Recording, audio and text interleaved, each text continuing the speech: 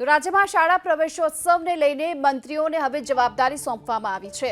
જિલ્લા ફાળવવામાં આવ્યા છે। મંત્રીઓને બનાસકાંઠાની જવાબદારી સોંપવામાં આવી છે શંકર ચૌધરીને, જ્યારે વલસાડની જવાબદારી કનુભાઈ દેસાઈને, મહેસાણાની જવાબદારી ઋષિકેશ પટેલને સોંપાઈ છે। રાજકોટની જવાબદારી આપવામાં આવી છે રાઘવજીભાઈ પટેલને, જ્યારે ભાવનગરની જવાબદારી રહેશે કુંવરજી બાવળિયા અને પરસોત્તમ સોલંકી બંનેને।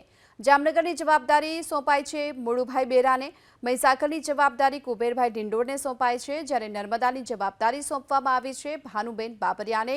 આ સાથોસાથ સુરતની જવાબદારી ગૃહ રાજ્યમંત્રી હર્ષ સંઘવીને સોંપાઈ છે।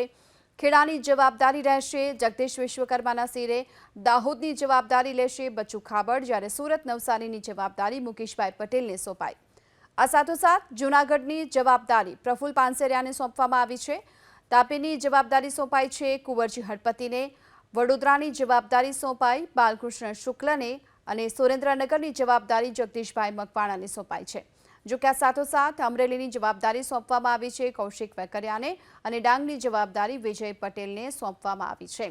તો જિલ્લા વાઇઝ હાલ મંત્રીઓને આ જવાબદારી સોંપવામાં આવી છે। આ જિલ્લાઓ ફાળવવામાં આવ્યા છે। શાળા પ્રવેશોત્સવનો જે કાર્યક્રમ રહેશે અને એ દરમિયાન જે બાળકોના શાળા પ્રવેશોત્સવ કરાશે ત્યારે આ મંત્રીઓ ત્યાં ઉપસ્થિત રહેશે અને જવાબદારી નિભાવશે, જે પ્રમાણે હાલમાં મંત્રીઓને આ જિલ્લા ફાળવવામાં આવ્યા છે।